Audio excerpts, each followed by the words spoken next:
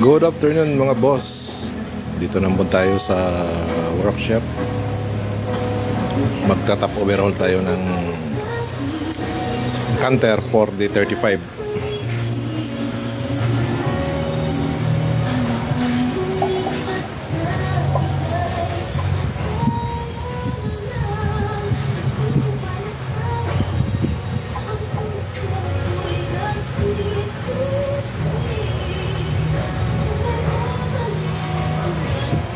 Overrating po, overrating. Ito po yung cylinder niya.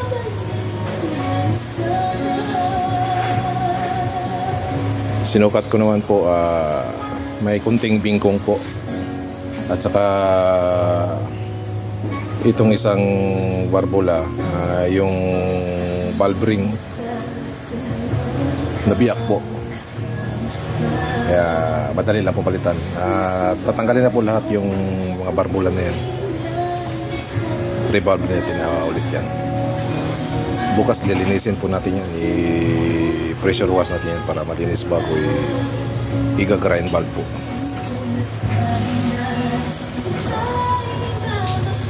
Ito po siya, Canter.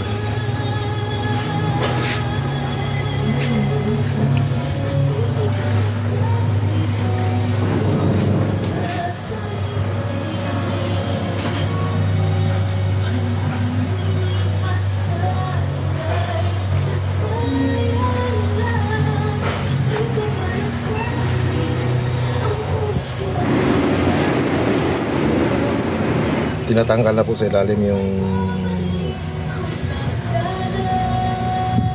oil pan po sa kasama natin para buhugutin na po natin ang 4 na pistol po. At dito na lang po tayo. Tatangan na lang po ang susunod na mga kabanata nito po. Thank you for watching po.